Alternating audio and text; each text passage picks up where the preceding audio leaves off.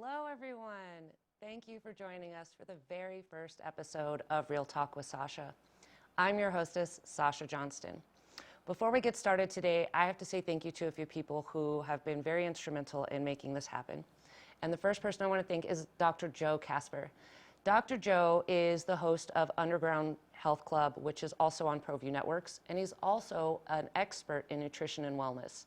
He also happens to be a very dear friend who helped me get into ProView Networks. So Dr. Joe, I want to say thank you. And thank you for being my very first sponsor for today's show. I also need to say a big thank you to Steve Davis and the staff at ProView Networks, and especially to my producer Joshua, who has been very patient and helped me get all of this put together. If you are watching this live on TV, make sure to check out my YouTube channel. All you need to do is Google my name, Sacha Johnston, and it'll bring you to my YouTube channel. And in the future, you can catch our shows live on YouTube. You can join in the chat room, interact with us, and ask questions of some of our guests. So make sure you check out the YouTube channel and also check out some of my other videos about behind the scenes and some of my other things around Life New Mexico. Today, we're going to talk about something that's very near and dear to me, and that's treasure hunting. Many people know I've spent close to 5 years searching for a hidden treasure in the Rocky Mountains, and it's a hobby that I have come to enjoy. I found it very fun and very rewarding. So today I want to talk about modern treasure hunts. In 1979, author Kit Williams hid a jeweled golden hair somewhere in England. He wrote a book and published it and told the public that there were clues in the book to find his hair, and whoever could decipher his clues could find the hair and claim his prize. That treasure hunt went on for 3 years and ended amid some controversy, but it did start a new era of the modern designed treasure hunt. Another treasure hunt that's popular is breakfast tea and bourbon. Breakfast tea and bourbon was started by a company called Learning Strategies out of Minnesota. Learning Strategies hid a special flute somewhere in the United States. They wrote a book titled Breakfast Tea and Bourbon and challenged readers to figure out the clues and find the hidden flute. Whoever was to find the flute would win a $50,000 prize that they would get to keep and a $5,000 donation to a charity of their choice. In the end, it was the Lothrop family of Texas that found that flute in Hot Springs, Arkansas. Ever since then, people have been trying to find other treasures that have been hidden around, and they've even extended some of the treasure hunts that have existed before. For example, the writers of Breakfast Tea and Bourbon released an additional riddle after the treasure hunt was solved. Whoever solves the riddle is entitled to a case of fine bourbon, and to this day, that riddle has still not been solved. The creators continue to release additional clues to help people figure out the riddle, and people try to work together to figure it out, but it still remains unsolved. Today, there are many more treasure hunts that people can participate in. The prizes hidden range from a commemorative coin all the way to a chest filled with gold and jewels, and everything in between. Some of these treasure hunts are marketing ploys for companies, like one in New York this summer where contestants are encouraged to find a bunker filled with snacks, and others are just interesting challenges and fun for creators to make. There are treasure hunts of all skills, of all skill levels available out there, and there's even apps that people can download to participate in treasure hunts. You can download the app, figure out the clues, and find the prize without ever leaving the comfort of your home. This has coined a new term for these treasure hunts, and they're referred to as armchair treasure hunts. Armchair treasure hunts are treasure hunts where searchers can figure out clues and research information from the comfort of their home or their armchair before they ever put boots on the ground for a search. There are several internet forums where people talk about these treasure hunts, and they get together and they try to figure out the clues. There are entire communities that are now devoted to treasure hunting. There are Facebook groups, Reddit threads, YouTube channels, blogs, and many other ways for people to share and explore these treasure hunts. The best resource that you could start with is a website called mysteriouswritings.com. Jenny Kyle is an author and researcher who has searched for many hidden treasures. She's been researching treasure hunts and other historical treasures and has created a great resource for many aspiring treasure hunters through her Mysterious Writings website and her YouTube channel. She also has a book, Armchair Treasure Hunts, which is available both on her website and through Amazon for $14.99. Armchair Treasure Hunts talks about several past and present treasure hunts, and Jenny has even put a treasure hunt of her own in the book. Be the first person to solve the puzzle at the end of the book, find the lost word, and win $500. To my knowledge, no one has claimed this prize yet. In addition to the $500 prize puzzle, Jenny placed many other different codes and ciphers within the book. Readers have a chance to try out some of the most common codes, ciphers, and puzzles. And one of the puzzles in her book even relates to another treasure hunt, the Forest Fen treasure hunt, which we'll talk about in a few minutes. Mysterious Writings has information on 13 active treasure hunts, as well as many past and solved treasure hunts. Jenny has also partnered with fellow treasure hunter Dale Neitzel to hide a commemorative coin at various places around the country, put out clues, and allow searchers to go looking for it. These searches are usually accomplished within a few days or a few weeks, and they come out regularly, so make sure to check out her website and follow her so you can have an opportunity to search for one of these coins. These commemorative medallions have been known to go for several $100s on eBay.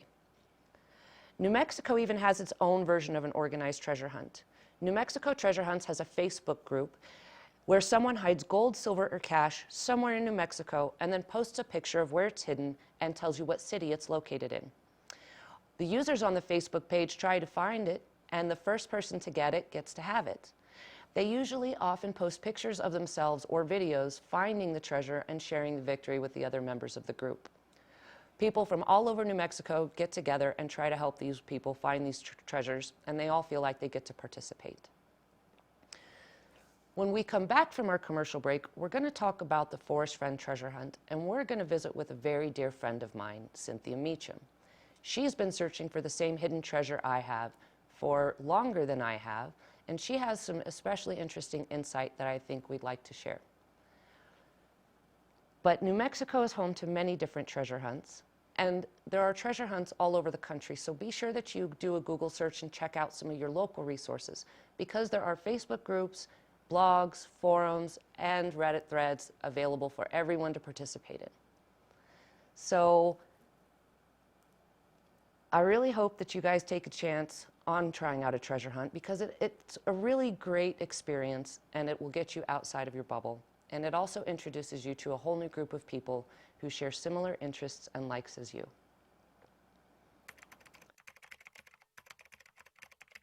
ProView Network crew, assemble!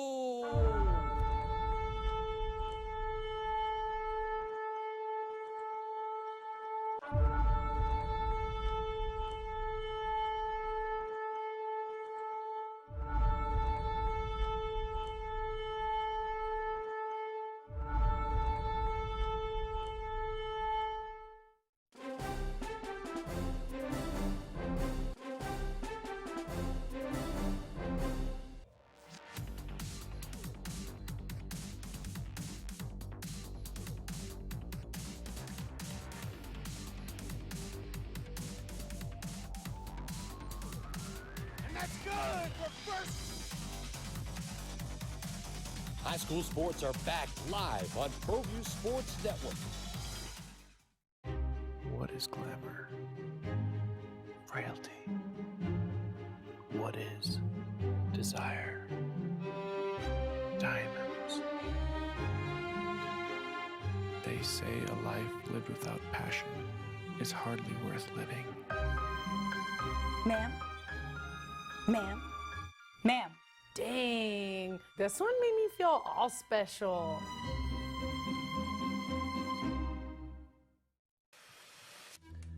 High school sports are back. The 2018-19 season kicks off, and you could watch every ProView Network broadcast live on the NFHS network. Every moment, from every game, from every sport, including all NMAA state championships. Get your highly discounted monthly pass now. Go to ProViewNetworks.com and sign up. Watch New Mexico's best.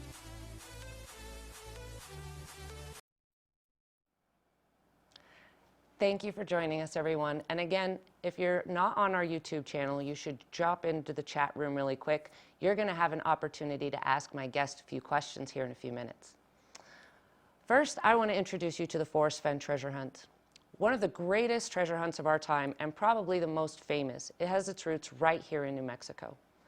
In 2010, Forrest Fenn launched the greatest adventure of our time from his home in Santa Fe, New Mexico. He filled a bronze chest with more than 20 pounds of gold and jewels and hid it somewhere in the mountains north of Santa Fe. He then wrote a poem, put it in his book, The Thrill of the Chase, a memoir, and told the public that if they can decipher his clues, they can have his treasure. Every summer for the last 9 years, treasure hunters from all across the globe converge on the Rocky Mountains to search for Forrest Fenn's treasure. They come from faraway places like Australia, Japan, France, Germany, England, and much more. They search the mountains and valleys from Yellowstone to Santa Fe and everywhere in between. Despite their best efforts, this treasure still remains hidden to this day. And according to Forrest Fenn, tens of thousands of people have gone looking for it. Forrest Fenn has released 2 more books related to his memoirs and the treasure hunt since The Thrill of the Chase. He's also written 200 scrapbooks, which have been released to the public through his friend Dale Neitzel on his website, daleneitzel.com. Dale's website is the best resource for people wanting to look for Forrest Fenn's hidden treasure. In addition to the 9 clues Forrest says are in the poem, Dale has collected other clues and known information about the treasure and has compiled it into a cheat sheet for everyone. His cheat sheet includes additional clues released by Forrest Fenn on the Today Show several years ago, as well as other information Forrest has told us about where his chest is hidden and where it isn't.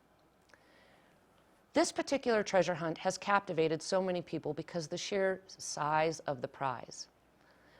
And after 9 years, it still remains unsolved. But it has also resulted in some unexpected things as well. People searching for the Forrest Fenn treasure and other hidden treasures have actually created entire online communities to interact with each other and exchange their ideas and clues on how to solve these treasures. They are even annual gatherings where treasure hunters get together and they gather around a campfire to exchange stories, clues, and adventures and interact with other people who share similar interests. Most people that search for Forrest Fenn's treasure will tell you that it's an individual endeavor, but they enjoy exchanging ideas with fellow treasure hunters. These competitors have even been known to band together in a time of crisis and help each other when they are in need. From raising money for cancer treatments to helping families when houses burn down in forest fires, treasure hunters from all over the globe have donated tens of thousands of dollars in money and goods to help other treasure hunters in need when life's hardest moments come up. Forrest Fenn has captivated people from around the world with his challenge. He has been interviewed dozens of times about it. There are documentaries, books, news stories, television shows, and lots of other media coverage. Forrest has even inspired many different types of art. There have been paintings, copper art, commemorative coins, t-shirts, coffee cups, and many other types of merchandise that is now sold. Some of these items are extremely collectible and can go anywhere from $100 to thousands of dollars on eBay. So I've asked a dear friend of mine to join us today. My friend Cynthia Meachum is here with us because she searches for the Forrest Fenn's hidden treasure. Now, Cynthia, thank you for joining us today. You have been searching for Forrest Fenn's treasure for how many years now? I first heard of it in January of 2013 and started immediately, so I'm starting my 7th year. 7 years searching for the same hidden treasure. So what keeps you out there searching? Why do you keep planning these trips and going out and looking for this treasure? Well, in my case, and I think for a lot of other searchers, it's the hook is the poem. So once you start getting into this, and if you have the means to be able to go to one of the 4 states, it's relatively easy for me to do, and it's the poem and having to figure out the poem. And Fenn says the only way you can know that you figured out the poem is by finding the treasure chest. So I know for me that's definitely what keeps me going, and then of course the love of the outdoors and being able to do something outside. It looks like it's both a challenge and an adventure for you. For sure it is, yes. The challenge definitely figuring out the poem, doing research, starting over again many times over the years, as you know, I have had to do that. So that and the outdoor adventure as well.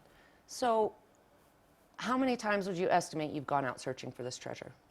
Well, I started out searching only in New Mexico. I was sure that it had to be in New Mexico, and it's so convenient, so I was able to go on my days off. So for the first 5 years, I probably went over 100 times. And then once I changed my search location to Wyoming or Montana or Yellowstone, that's a 900+ mile drive now. So therefore, when I go, I stay a week, maybe have 4 or 5 days out of that to actually do the boots on the ground searching. And I started doing that at the end of 2017. Last year, I think I did 6 total trips up to that area. And so maybe, 20 to 25 actual days boots on the ground. So, the further you have to go, you have to make it more worthwhile. I mean, Yes. you better think that you have a good solution to that poem. Unlike when I lived in New Mexico and I could just go on a whim. So that's one thing that is a little bit different now. So what inspired you to go looking the very first time you went looking for this treasure? What got you off the couch and out the door? Yeah. So I'm an outdoor enthusiast anyway. We'd be Yes. skiing, snowboarding, hiking, whatever. That's what we do, or that's what we did. So then once I heard about the treasure, it's like, well, why not combine solving the poem and actually going out and hiking somewhere in the Rocky Mountains and maybe, actually finding gold. That's the original inspiration. But then once I got the book, I went and got the book the very next day. And then you read that and you read the poem, and it's like, and in my job, I used a lot of logic, flow charts, schematics, or whatever. So like many other engineers who are searching for Fenn's treasure, we think, oh my God, how hard could this be? So, exactly. And now when I look back at that, I think, oh my God, what an idiot I was. I mean, the first time I go to Red River Fish Hatchery, think, home around, blah, blah, blah, warm waters in the lower Red River. We're going to find it. And so obviously now 7 years later, I so laugh at that. When I think back at that, it's like, oh my God, that's so ridiculous. But it's just as much fun now as it was then. I can relate to that. I've had a few of those experiences myself where, especially in the beginning, I knew it. I knew where that treasure was. I'm driving out with a car full of my family, and as soon as I get to my search location, I realize you don't know anything. Yeah. It is not right Yeah, here. Right. So you and I have known each other for quite some time, and we've actually both participated in this treasure hunt for several years. What would you say is the appeal for most people that search for this treasure? Do you think it's the gold, or do you think it's the challenge? I think it's like 50-50. So there are people who definitely need the good fortune would help them out financially, and there's I don't really know how it would break down, but I do have friends and I do know of people that is the impetus of them to do this. They need the finances. Then I also know a lot of people that are more like myself, and it's like, no, it's not about the money. It was never about the money. It's about matching wits with Forrest Fenn and figuring out that dang poem and going there and getting that loot. And now, I don't know if you will agree or not, but the community has gotten gigantic, but it was small at one time, and we really got close to a lot of different people, even people that did not live here. Mm-hmm. I mean, close by. Yes. So now it's like, don't you think it would be the bragging rights? I mean, we all want the bragging rights, and it's not, there again, I don't think it's about the amount of the worth, whatever that turns out to be. I think it's the challenge and the bragging rights of figuring out the poem. Being the smartest person to figure it out. Sure. Well, I can agree with that. When we come back from our break, Cynthia is going to answer some more questions for us. And for those of you in the YouTube chat room, if you want a question to ask Cynthia, go ahead and put it in the chat room during the break, and we'll try to pull your questions and make sure we get a chance to ask Cynthia. So you guys hang out for just a few minutes, and we'll be right back. What is glamour? Frailty. What is desire? Diamonds. They say a life lived without passion is hardly worth living. Ma'am? Ma'am? Ma'am? Dang, this one made me feel all special. The service department at Galley Chevrolet is clean, modern, and ready for you. Our master technicians service every make and model, including certified service on any GM vehicle. Service done right the first time, every time, right here at the all-new Galley Chevrolet. Car Crafters, proud supporter of ProView Sports Network. Are you sure we're supposed to be doing this? Don't worry, I've watched him do it 1,000 times. Come on, what's the worst that can happen? No! Bad dog! Hi, welcome to Car Crafters. What happened? Don't worry, we'll make it like it never happened. Car Crafters! It's like it never happened!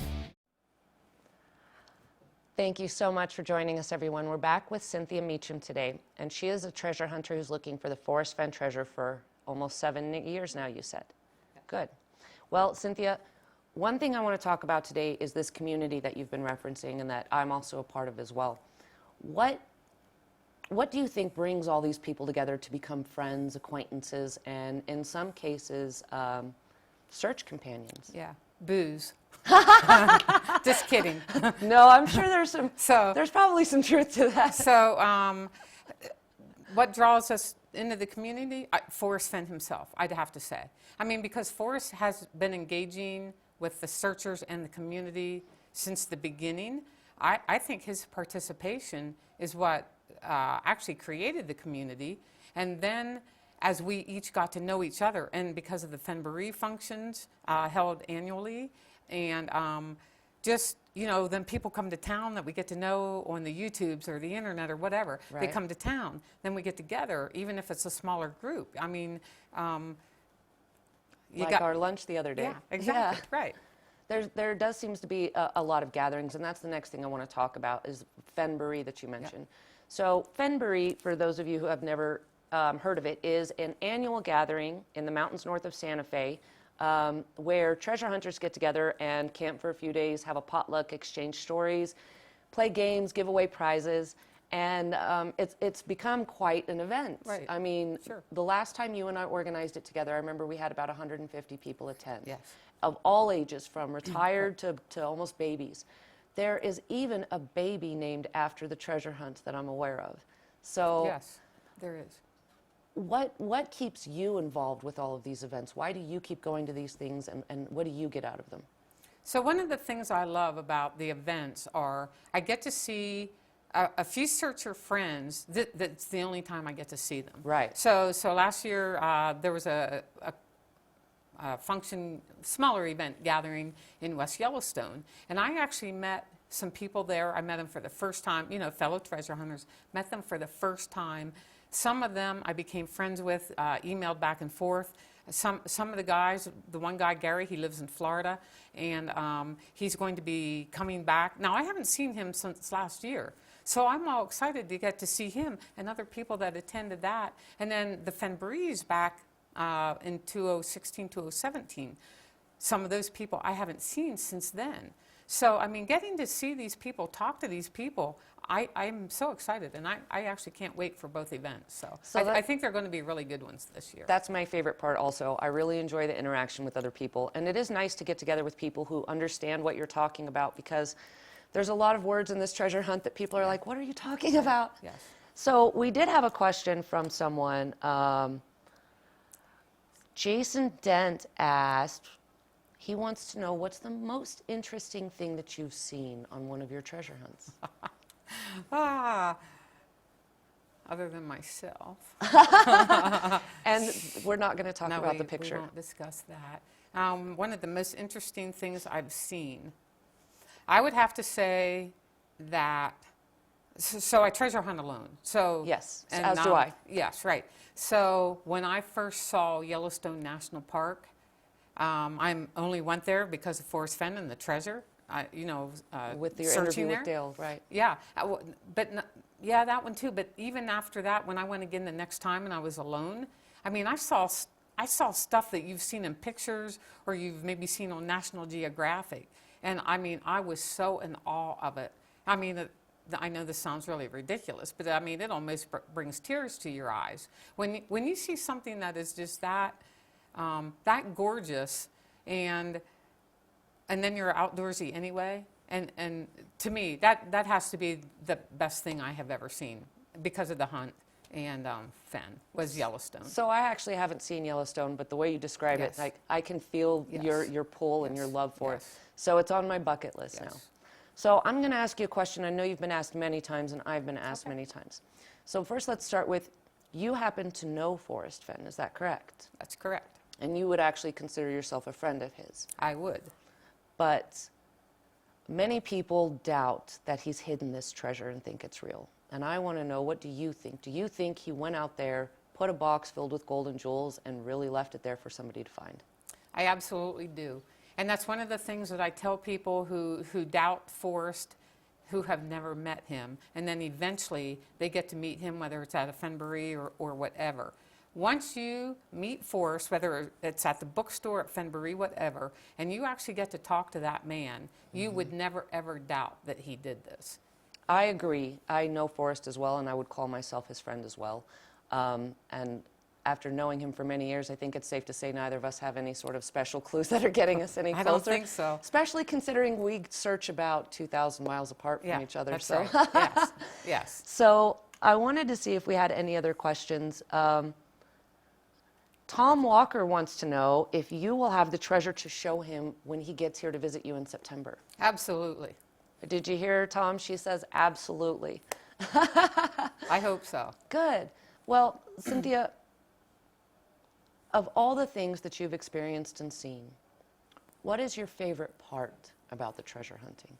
Is it the getting ready for a trip? Is it the meetups and the events with the other searchers? Is it the studying the clues?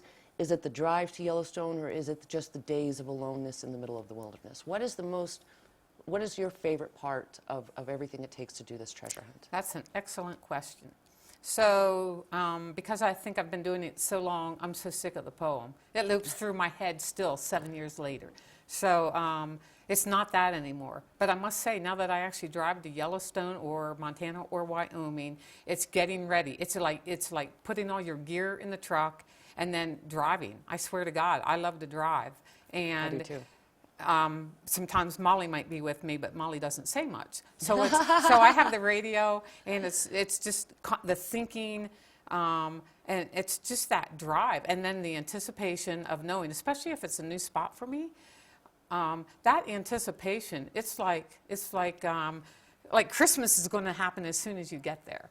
So, yeah, and I go soon, so I can't wait. I'm dying to go. I know you are. And that's the pull for me as well, to see and explore all these things and places I would never have otherwise got to, is what keeps me into the treasure hunt as well. Well, Cynthia, I want to thank you very much for joining us today. It has been a great opportunity to talk to you, and I think we've actually had some really good questions come out of it. And I want to thank everyone in our chat room today for joining us and for asking your questions. And again, if you're watching us on TV, check out my YouTube channel. Just do a Google search for my name, Sacha Johnston. And that way next week, when we're live on Monday at 6:30, you'll be able to join in the conversation and ask questions as well. Thank you so much for joining us today, everyone, and have a great day.